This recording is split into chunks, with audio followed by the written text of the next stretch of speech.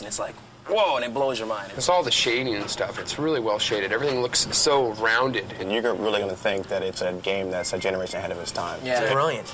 Last-second timing stuff in there where you have to jump real quick. I think a lot of people are going to be surprised at the kind of game that Donkey Kong Country is.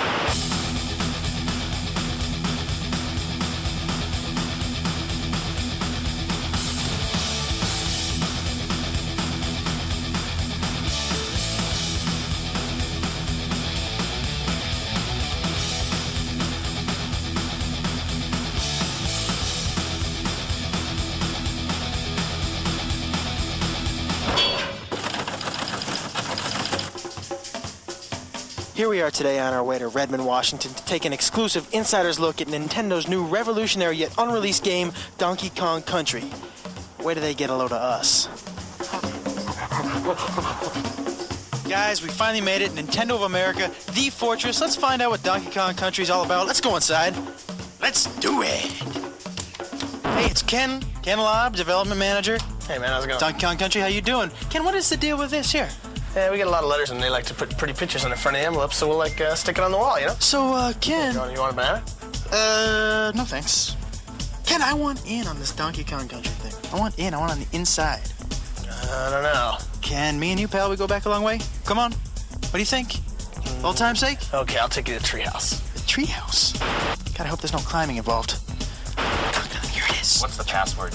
Diddy. Password? Diddy? Yeah!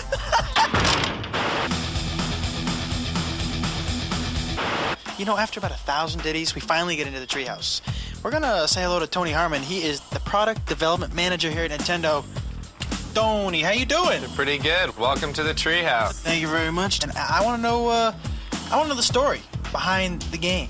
You're here to talk about the story. I'm the wrong guy. We need to get Dan here. This is Dan Oster. Oh, Dan! What's up? How are you? Pretty good. Good, Dan. I want to know something about this story. Basically, we had a chance to kind of create a new story for Donkey Kong. We gave him a world to live in, some supporting characters. Foremost among those, Diddy Kong, the little Kong wannabe monkey guy. Little Kong wannabe? He's a cool little dude who follows Kong around, tries to be just like him. The story actually picks up with Diddy sitting in the jungle guarding the banana horde. No sooner does the storm start, nightfall, Kremlings come, stuff Diddy in the barrel. What are... Kremlings are the tribe of evil reptilian beings who inhabit the island, and they're very envious of Kong's banana stockpile. As we all are. Yes, as anyone would be. Yeah. And they stuff Diddy in the barrel, punt it in the bushes, and grab all the bananas and take off with the loot.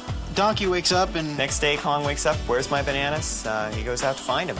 Rescue his little buddy, find out where he is. But Kong's angry, he's got his little buddy back, but he needs his bananas. So we get the Kremlins, we got Diddy, and we get the big fella. Tony, did you have a favorite character? Are there more characters in this? There's a lot of characters. I like the whole Kong family. We got Cranky. Cranky's the star of the original Donkey Kong game. Still alive, is he? Dad or grandfather played that game. Wow. Then we also have Funky Kong. Funky is kind of the California surfing kind of Funky Kong. Yeah, he That's runs nice. Funky Flights, and the Funky Flights allow you to fly around to different parts of the game. We also got Candy Kong. Candy Kong is Donkey Kong's love interest. Okay, good. I was wondering, maybe I could take a look at the game? Yeah, sure. Right over here. These guys are so easy.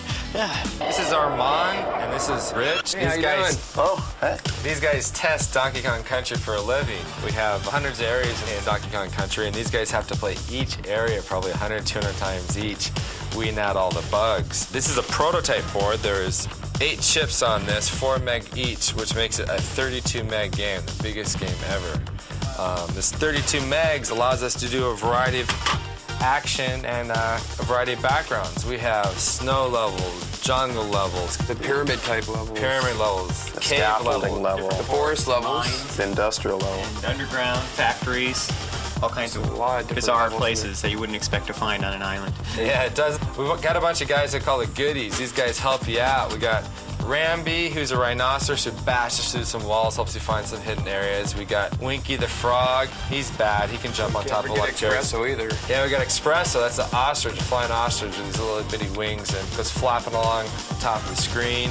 We have a lot of other special effects we do as well. On the snow level, we have 12 different layers of snow going back and forth. We have forest levels with parallax scrolls for dimension in the game.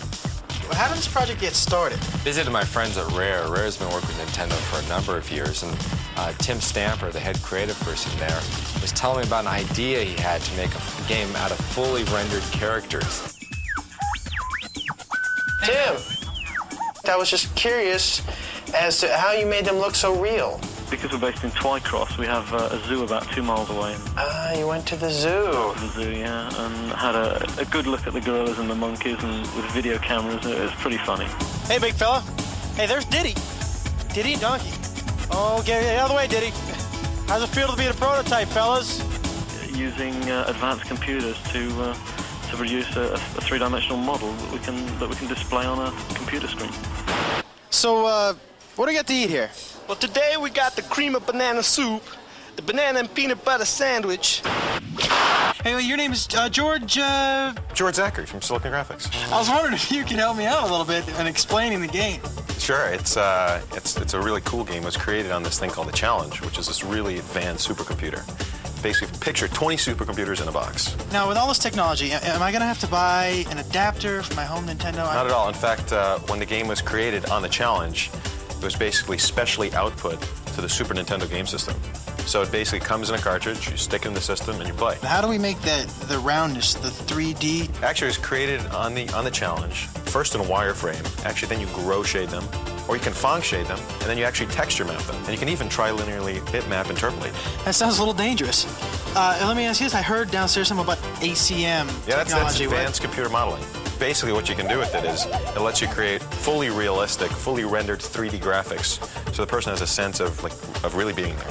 Same computers that were used in Terminator 2, Jurassic Park, new movies like True Lies, Mask. A year and a half later, we're closing on the finish of the game.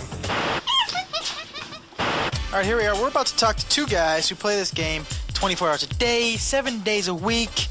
And guess what, folks? Guess what? They get paid. This is Henry. Henry, say hello. Hey, what's up? Henry, we were wondering if maybe you could show us a couple tips and pointers. Yeah, sure, no problem. That'd be great. Okay, well, this is the first level, and this is Donkey Kong's treehouse, and that's where we got our name from. And there's a banana arrow on top of the trees when you first start. Donkey Kong can drop down there, and he can knock the keg out of the floor, and he can roll it up against the wall and bounce back and ride it. Ah. And Donkey Kong will just cruise straight through the first part of this stage, and it's a good way to get people started off. You can just bowl over some of the tougher enemies that might have gave him a problem. Right. Yeah, hey, you hungry? You want a banana? No. Well, I guess I could show you something else, too. This is a snow level later on in the game. It is snowing. Donkey Kong can now ride thin barrels and shoot out. And this one part here is a series of barrels, and if you can navigate it properly, almost perfect, and not miss anything, you can score a bunch of free men at the end of the level. A bunch of free men, not just one. Yep, a bunch. A blue balloon comes up, and Donkey Kong can grab it. There it This is. is very hard? It's tough. You got to get it down perfect. And Wow, so you got a bunch of free men. Let's go talk to Isaac. This is Isaac. Isaac, say hello. Hello. Isaac, I was wondering maybe you could show us a couple more pointers. Possible? Yeah, I can do that. No problem. These guys are great. All right. What do we got? We got more snow. Yeah, we have more snow here. Okay. What we're gonna do is we're gonna jump on this igloo and use this really slow vulture. It looks peculiar. Peculiar enough to get us into a bonus level. Bonus. And I must say, this is one of over 100 bonus levels. 100 bonus Yeah, levels. and in this bonus level, Not you something have you see in every game. Absolutely. You have to guess which barrel that this golden medallion's gonna wind up in. Like to take a guess? Yeah, the far right. Okay. Oh, you're very good. Very good. Okay, the second tip I'm gonna show you, it involves our little friend Diddy.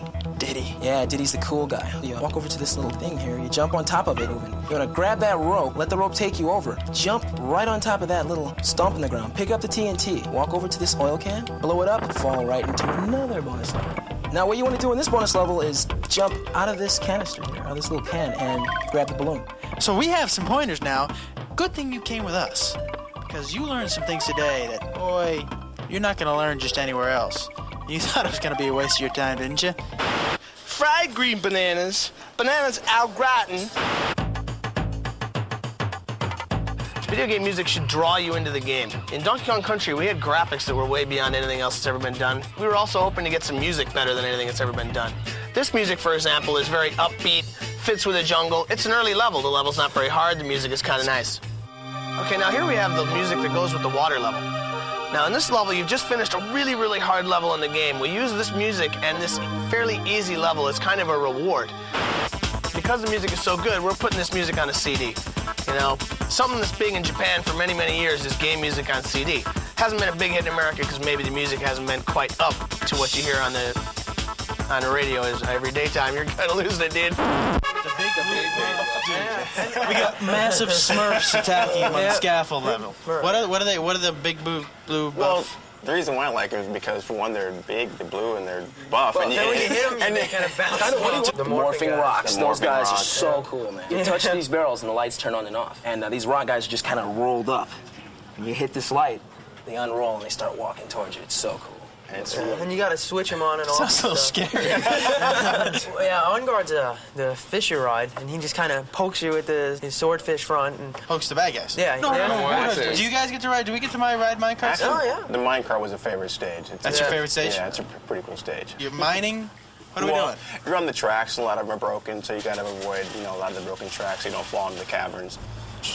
When we put this out, what do you think your friends are going to think about this game? I don't think really you have to tell them all that much. Once they see the pictures, it's just going to be like, you have to have it, you know it, get it. It's one of those games you don't get bored with. You know, I've played it probably 100 times, over 100 times now, and I'm still getting better. I'm still getting better in stages. There's certain stages I can improve on and keep getting better. Tell you what, you better reserve this game before November 21st, because that's when it comes out in the stores. I already got mine.